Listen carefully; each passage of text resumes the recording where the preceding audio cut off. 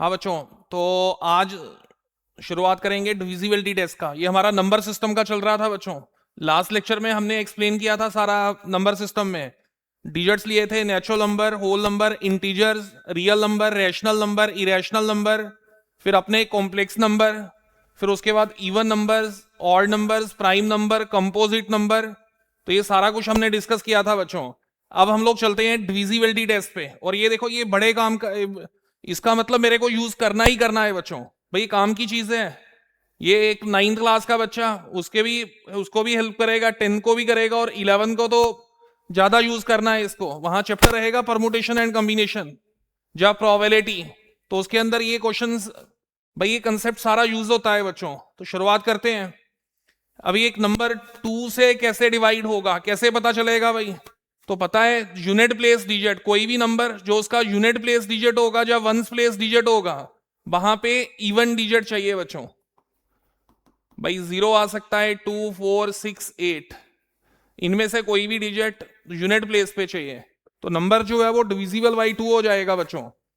Next, number divisible by 3। भाई ये तो पता ही है सभी को। अगर डिजिट्स का सम, भाई सारे डिजिट्स का सम 1 + 3 + 6, अब ये कितना, ये 10 है, तो क्या 10 3 के टेबल में आएगा? नहीं आएगा। तो कोई भी नंबर वो डिविजिबल बाई 3 कब होगा? जब सम ऑफ डिजिट्स, अगर वो 3 से डिवाइड होता है बच्चों। अब इसके साथ एक ऐड कर लेते हैं, 8 ऐड कर देता हूं, तो 8 + 1 कर लेता हूं, तो ये 18 हो गया बच्चों।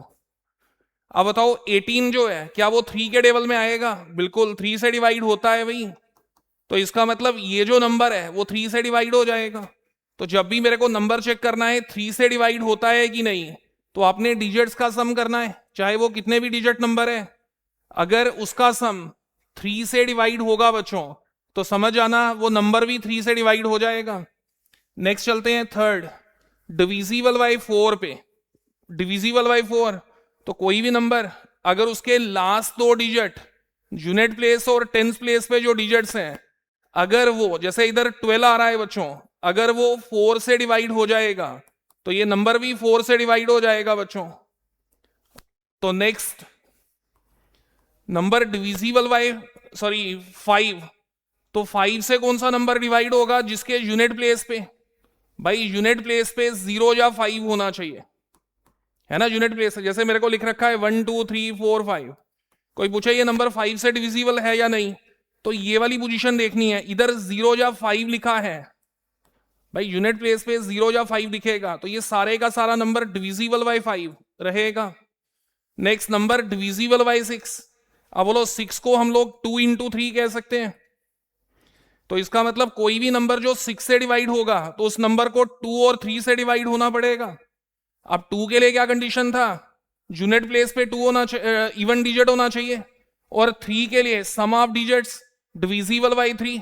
कोई भी नंबर जो 2 और 3 दोनों से डिवाइड होता होगा बच्चों, वो 6 से भी डिवाइड होगा। अब नेक्स्ट, नंबर डिविजिबल बाय 8। तो 8 के लिए क्या चेक करना है बच्चों? नंबर के लास्ट 3 डिजिट, भाई लास्ट 3 डिजिट जो है वो डिविजिबल बाय 8 होना चाहिए। जैसे इस नंबर में 112 को चेक करो, डिवाइड होता है 8 से? नहीं।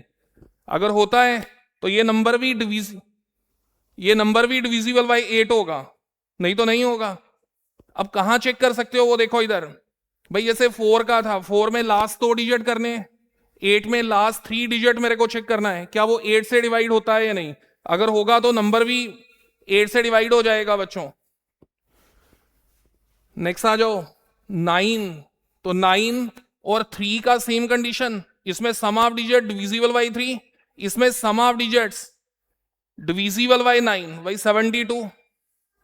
इसको अगर 9 से डिवाइड करूं तो हो जाएगा, भाई सम ऑफ डिजिट कितना, 9 आ रहा है, तो 9 9 से डिवाइड होता है। अब नंबर डिविजिबल बाय 10, तो 10 से तो सभी को पता है यूनिट प्लेस डिजिट 0 चाहिए बच्चों। भाई कोई भी नंबर लिख लो, लास्ट में 0 होना चाहिए, मतलब यूनिट प्लेस पे 0 होना चाहिए।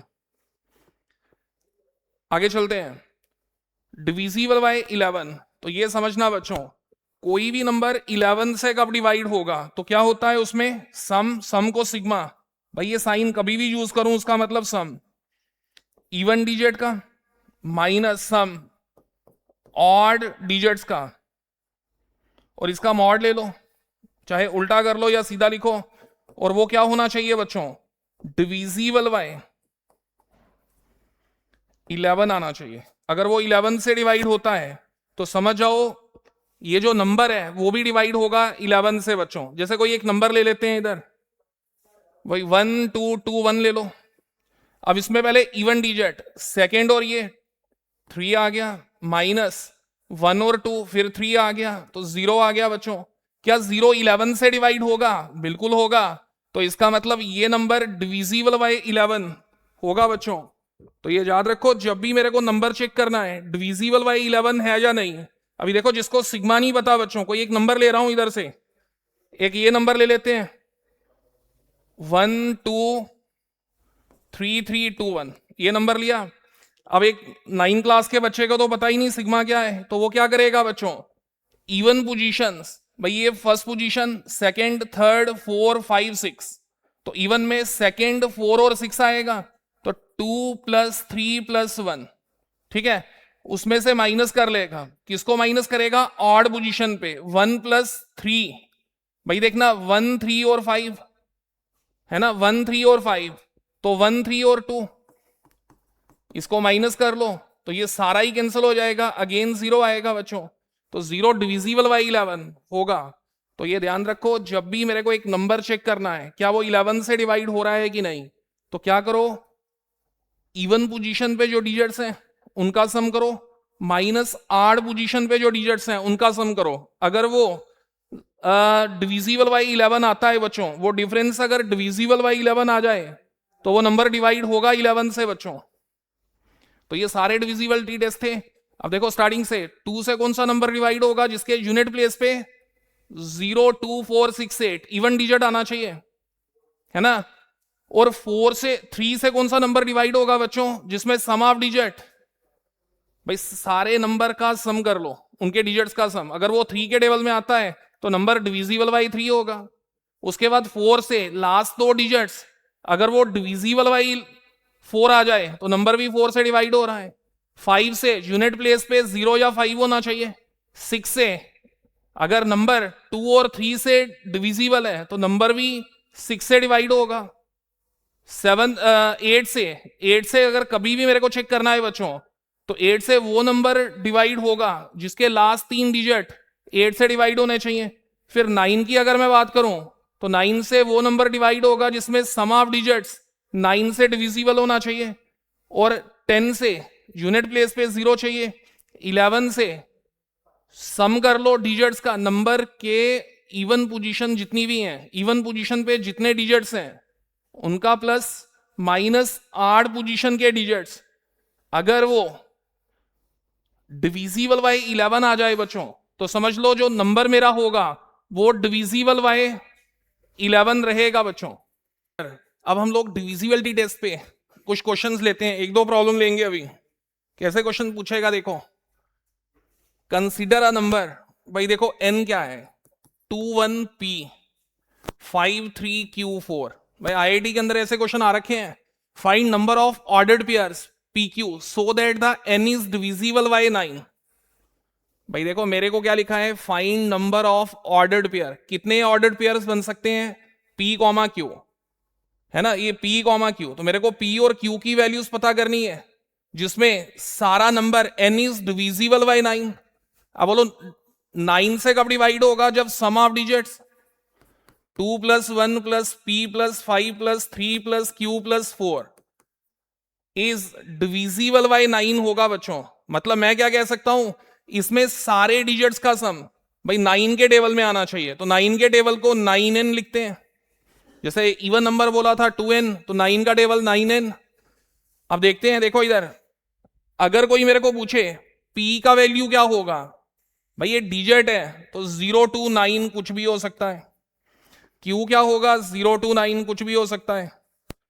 अब अगर बात की जाए सम ऑफ डिजिट्स का तो देखते हैं p + q 5 8 11 और 15, तो 15 आ रहा है बच्चों, है ना, प्लस 15 इक्वल टू 9n। ठीक है, अब ये बताओ मेरे को ये 9n जो है वो ग्रेटर देन 15 होगा बच्चों। भाई क्यों ग्रेटर देन 15, p पॉजिटिव होगा q भी पॉजिटिव होगा, और ये 15 ऑलरेडी आ रखा है।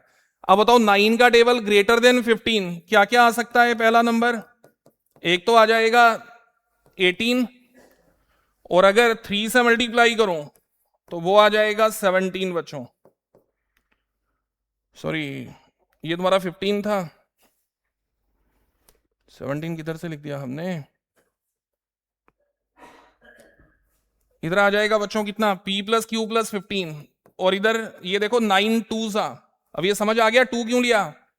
पी क्यू को ऐड कर रहा हूं 15 में, ये दोनों पॉजिटिव हैं, तो जो सम है वो ग्रेटर देन इक्वल टू 15 होगा बच्चों। अगर ये 0 0 भी आ जाए तब भी ये जो 9n है वो ग्रेटर देन इक्वल टू 15 होगा। अब मैं अगर बात करूं बच्चों, पहला नंबर हमने 18 ले लिया, इससे ग्रेटर कौन है? 9n से, 9n का भाई ग्रेटर देन 15, तो 2 से मल्टीप्लाई, इधर 3 से 27 होगा। अब देखो p plus q equal to 3, p plus q equal to 12 आ जाएगा। अब बताओ कौन कौन से पेयर्स हैं बच्चों? अगर यहां 0 रखूं तो इधर 3 आएगा, इधर अगर 1 रखें, एक एक बढ़ते जाओ, इधर 2 आएगा, इधर 2, इधर 1 आएगा, इधर 3, इधर 0 आएगा। तो कितने केसेस आ गए? 4 केसेस। अब इधर देखते हैं p प्लस क्यू 12, अगर यहां 0 रखूं तो इधर 12 आएगा, लेकिन 12 क्या Q 12 हो सकता है बच्चों? कभी भी नहीं। Q क्या होगा? 0 to 9 एक डिजिट होगा। भाई डिजिट्स क्या होते हैं? डिजिट 0 to 9 होगा बच्चों। तो यहां पे जो Q का वैल्यू है वो 0 से लेके 9 तक रहेगा और कुछ नहीं। तो इसका मतलब 2 भी नहीं आ सकता, 10 तो होगा ही नहीं, Q कभी 10 हो ही नहीं सकता, डिजिट 10 थोड़ा होगा बच्चों। अब इधर 3 से करो स्टार्ट, 3 9 4 5 6 3 7 2। भाई आगे इधर लिखते हैं इसको, ठीक है। अब एक और बढ़ा लो, 8 1 9 0, सॉरी मेरे को सम कितना 12 चाहिए था, 3 9, ये गड़बड़ी हो गई इधर। भाई सम 12 चाहिए बच्चों मेरे को, ये 12 चाहिए मेरे को, 27 माइनस ये, तो 3 9 आ गया एक। अगला 4 8 आएगा, 5 7 आएगा, 6 6 आएगा, 7 5 आएगा, 8 4 आएगा, एक एक बढ़ाते जाओ, 8 4 आएगा, 9 3 आएगा। तो ये लास्ट भाई। और ये कितने पेयर्स आ गए बच्चों? 7 पेयर्स आ गए, ये 7 पेयर्स। भाई ये कितने पेयर्स हैं? 7 पेयर। ये कितने पेयर्स आ गए? 4 पेयर्स, ये 4 पेयर। अब मैं बात करूं अगर सारा टोटल कितना हो गया बच्चों, तो टोटल जो इस क्वेश्चन को बना सकता, उसने क्या लिखा था? Number of ordered pairs. तो मेरे पास कितने ऑर्डर्ड पेयर बने बच्चों? तो 11, 7 प्लस 4 प्लस 7 कर लो, तो 11 आ गया। 4 इधर से, 7 इधर से, तो 11 पेयर्स ऐसे होंगे जिसमें जो ये नंबर बनेगा बच्चों वो डिविजिबल बाय 9 रहेगा बच्चों, ठीक है। अब सेकेंड पार्ट में सेम क्वेश्चन है, find number of values of Q so that number n is divisible by 8। भाई अगर सेकेंड पार्ट की बात करूं तो सेकेंड को इधर सॉल्व कर लेते हैं। देखना इसका सेकेंड पार्ट क्या रहेगा बच्चों, क्या लिख रहा है सेकेंड में? n is divisible by 8, same number 2 1 p 5 3 q 4। तो मेरे को पूछा है find number of values of Q, Q की वैल्यूज निकालनी है, जबकि n जो है वो डिविजिबल बाई 8 होना चाहिए। तो क्यू की वैल्यूज सारे का सारा नंबर डिविजिबल बाई 8 आना चाहिए। तो क्या कंडीशन है डिविजिबल बाई 8 का बच्चों? ये जो है ये 3q4 ये डिविजिबल बाई 8 होना चाहिए। अब सोचो यहां क्या रखूं। अब इवन डिजिट सबसे पहले अगर मैं 0 की बात करूं, 304 से क्या बनेगा? 8 3 सा 24, 6 हाँ हो जाएगा। तो एक तो Q 0 आ गया। वही इधर गेस करना है सिर्फ Q की वैल्यू, तो 0 से हमने स्टार्ट कर दिया। अब उसके बाद अगला 4 लो, 3 4 4 32 2 4 हो जाएगा। फिर 8 ले लो। भाई बताओ Q की वैल्यूज क्या है? 0 to 9, तो 0 to 9 चेक करते जाओ, 0 से लेके 9 तक कितने डिजिट्स जहां रखे जा सकते हैं जो इसको डिविजिबल बाई 8 बनाएगा। तो हमने क्या किया, पहला नंबर मेरे को मिला 0, उसके बाद 4 4 का गैप मेरे को लेना है बच्चों। तो ये सारे नंबर्स, अभी देखो Q की कितनी वैल्यूज आ गई बच्चों? 3 वैल्यूज आ गई। तो आंसर जो है वो 3 होगा। अब मेरे को number of values of Q पूछा था, तो वो 3 आएंगी बच्चों। अब इसमें देखो क्या भी होगा, आगे चलते हैं। Next question, prove that the difference 10 to the power 27 minus 7 is divisible by 3। बच्चों ये नंबर 3 से डिवाइड होना चाहिए, भाई सारे का सारा नंबर 3 से डिवाइड होना चाहिए। अब देखो ऐसे क्वेश्चन में कैसे गेस कर सकता हूं, सबसे पहले ये सोचो बच्चों, क्या 10 टू द पावर 25 उसको लिख सकता हूं? देखो 0 0 मेरे को डालने हैं, ये चीज तो पता है मेरे को, है ना। लेकिन अब मेरे को क्या प्रूव करना है, डिविजिबल बाई 3। तो ये नंबर डिविजिबल बाई 3 होना चाहिए, वो तो कभी भी नहीं होगा 10 टू द पावर 25। ये थोड़ा बच्चों डिविजिबल बाई 3 है, 10 है। और देखो 10 का नियरेस्ट कौन सा नंबर है जो डिविजिबल बाई 3 होगा, वो 9 है। इसका मतलब इसके साथ एक -1 आना चाहिए।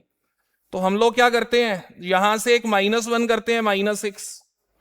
अब बोलो अगर 10 टू द पावर 25 -1 कर दूं तो मेरे पास क्या आएगा बच्चों, 9 9 9 9 चलता जाएगा, है ना। अब अगर बात करूं 10 टू द पावर 25 -1, तो ये मेरा लास्ट डिजिट 9 होगा।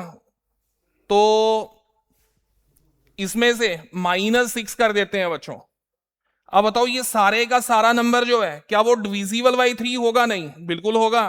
3 कॉमन निकालो, 3 3 3 3 सो ऑन 3 -2। अब बताओ ये नंबर डिविजिबल बाई 3 होगा? नहीं, तो 3 3 कैंसल, तो कह सकता हूं डिविजिबल बाई 3। तो ये इसका सॉल्यूशन। चलो बच्चों नेक्स्ट क्वेश्चन पे चलते हैं। तो नेक्स्ट मेरे पास रिमाइंडर थ्योरम। अब बात करते हैं रिमाइंडर थ्योरम का। याद है ना छोटी क्लासों में, जैसे 5 को डिवाइड किया 2 से, रिमाइंडर आ गया 1। अब ये चीज कैसे चेक करनी है शॉर्ट मेथड से बच्चों? तो रिमाइंडर थ्योरम का मतलब, जैसे एक पॉलिनोमियल लेते हैं x² - 3x + 5, ये ले लिया भाई। अब मैं इसको डिवाइड करने जा रहा हूं, मान लो x - 2 से।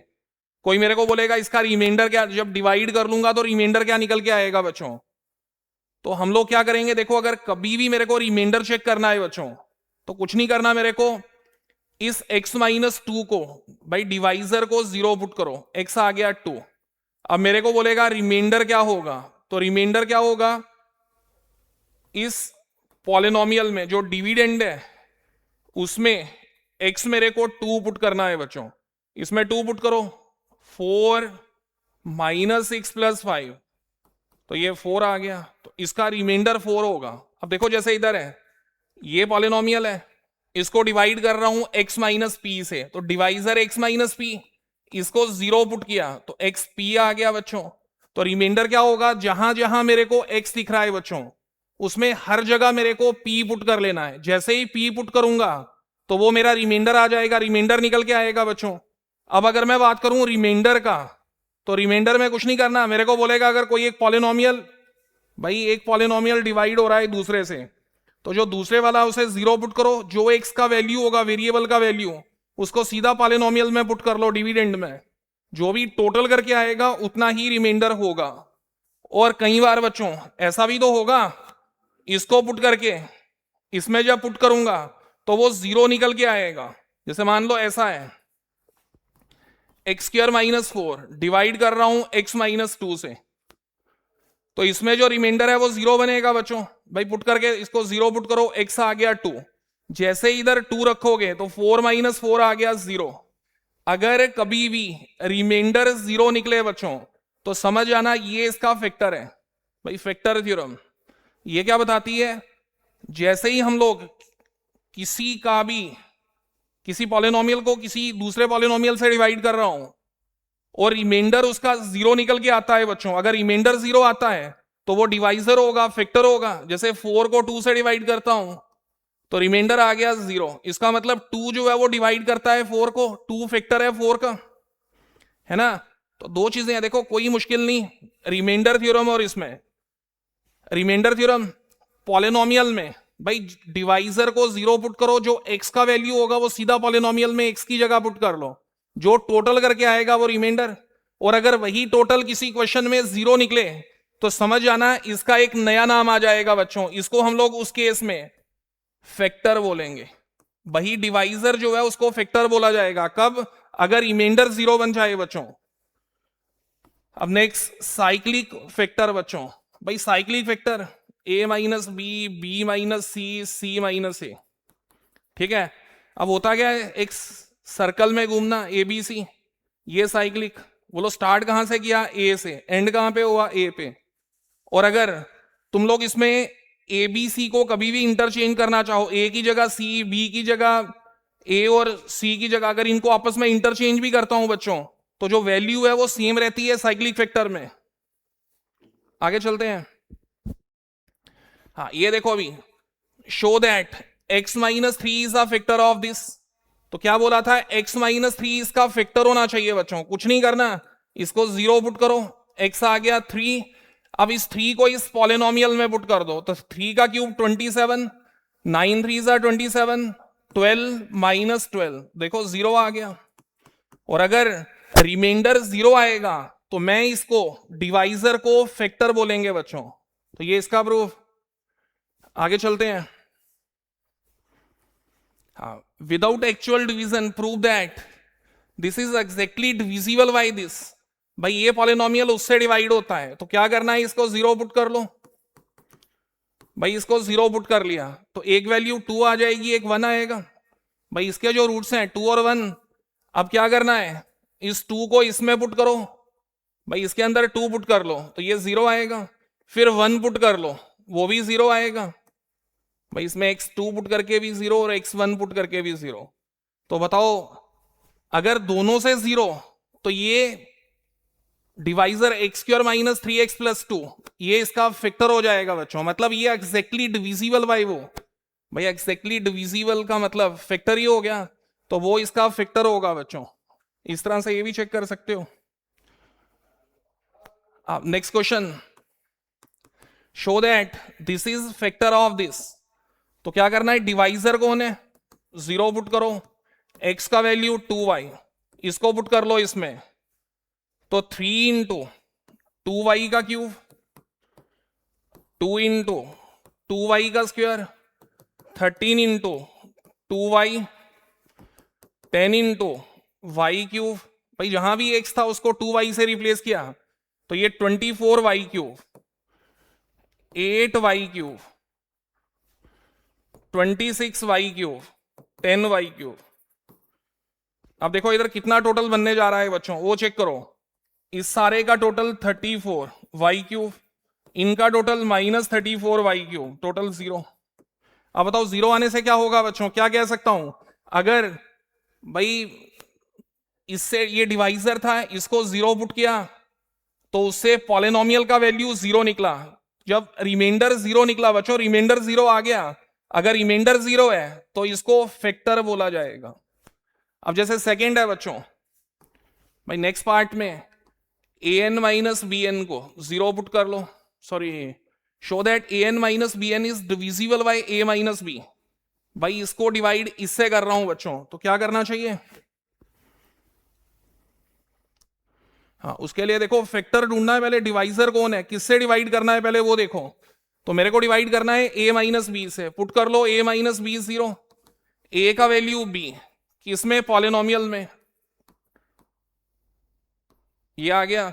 अब इसमें a की जगह b पुट कर लो बच्चों, a की जगह b, तो ये भी 0 आ गया। तो जब रिमाइंडर 0 आ गया तो कह सकता हूं ये फैक्टर होगा बच्चों, तो ये भी फैक्टर है।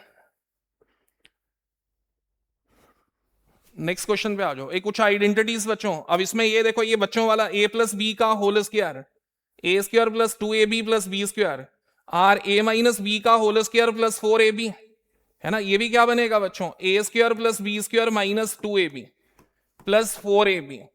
तो ये भी तो सेम दे रहा है, A square plus B square plus 2ab। ये एक शॉर्टकट फॉर्म में, मैक्सिमम इसी को यूज करना है बच्चों। ए माइनस बी का होल स्क्वायर, तो ये भी पता है, और ये भी 6-7 क्लास के फार्मूलाज। ए प्लस बी का होल क्यूब, ये भी पता है, ए माइनस बी का होल क्यूब, ये भी चलेगा, ए क्यूब प्लस बी क्यूब। भाई ये सारे का सारा कहां पे है बच्चों, ये सारा तुम लोगों ने डिस्कस किया है 8th क्लास में, सारे फार्मूलाज यूज किए होंगे। तो अब इसको एक स्पेशल फॉर्म में लिखा है भाई, A cube plus B cube को A plus B into A square plus B square minus A B, और ए प्लस बी का whole cube minus 3ab into A plus B. तो ये फार्मूलाज आप चेक कर सकते हो। अब इसमें A plus B plus C का होल स्क्वायर, ये नया लगेगा बच्चों, A square plus B square plus C square, 2ab 2bc 2ca, ठीक है। ये कुछ नहीं है, ये गलत है बच्चों, इधर कुछ नहीं है, ये इस वाले पार्ट का इधर लिखा हुआ है। अब इसके बाद क्या करना है, अब इसका ये कैसे बना दिया, इन तीनों से हमने 2abc कॉमन निकाल लिया, भाई 2 तो पहले से कॉमन है, abc कॉमन निकाल लिया, तो ये 1/a 1/b और 1/c। जब इसको इससे मल्टीप्लाई करोगे a कैंसल, इसको मल्टीप्लाई करोगे b कैंसल, इसको मल्टीप्लाई किया तो c कैंसल, ऐसा ही दिखेगा बच्चों। हाँ, अब ये फार्मूलाज हैं जो तुम लोगों ने नहीं किए होंगे बच्चों। अब देखो, सबसे पहले अगर ऐसा कभी भी दिखे A square plus B square plus C square, minus का ए बी माइनस का बी सी माइनस का सी ए, तो ये साइक्लिक फैक्टर्स में लिखो, ए माइनस बी का स्क्वायर, बी माइनस सी का स्क्वायर, सी माइनस ए का स्क्वायर अपान 1/2।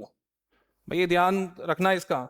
अब ये देखो, A cube plus B cube plus C cube minus 3abc, ये तो 8th क्लास में फार्मूला था, तो ये A plus B plus C into this सारा, ठीक है। अब इसी को शार्ट में हम लोग कैसे लिखते हैं भाई, साइक्लिक ऑर्डर में। ये बताओ, ये सारे का सारा इसके बराबर है, तो इसकी जगह ये वैल्यू यूज कर ली। अब सोचो, अगर ये चीज बच्चों 0 बन जाए, भाई अगर ये 0 बन जाए तो ये सारे का सारा 0 हो गया, इसको हमने 0 बोला। ए प्लस बी प्लस सी 0, इधर 0 लिखो, 0 मल्टीप्लाई बाय समथिंग 0 आएगा। अब यहां से -3abc को 0 की साइड लो तो +3abc, तो इसका मतलब मेरे पास ये वैल्यू आ जाएगी, राइट साइड कौन है 0, तो ये सारे का सारा इसको आगे लेंगे तो +3abc, a4 माइनस b4, ये तो बच्चों वाला ही है भाई, इसमें कुछ नहीं है, ये आइडेंटिटी ए स्क्वायर माइनस बी स्क्वायर, ऐसा कर लोगे, इसको बढ़ा दो, ए प्लस बी और ए माइनस बी, ठीक है। इसको अगर नहीं भी जा दो उसमें डायरेक्ट यूज कर सकते हैं बच्चों। अभी a4 प्लस ए स्क्वायर प्लस 1, हाँ भाई ये भी ध्यान रखना, ये बच्चों ये ए स्क्वायर प्लस 1 का होल स्क्वायर, देखो ए स्क्वायर प्लस 1 का होल स्क्वायर माइनस ए स्क्वायर, ये भी लिखा जाएगा। या फिर इसको, इसी को बच्चों क्या किया हमने, A square minus B square का formula A plus B into A minus B कर लिया। अब नेक्स्ट चलते हैं, A plus B plus C का होल क्यूब, तो A cube plus B cube plus C cube plus 3 time A plus B plus C और C plus ए बच्चों, ठीक है। अब इनका कहीं कहीं मेरे को यूज करना है, मैक्सिमम यूज नहीं होगा बच्चों।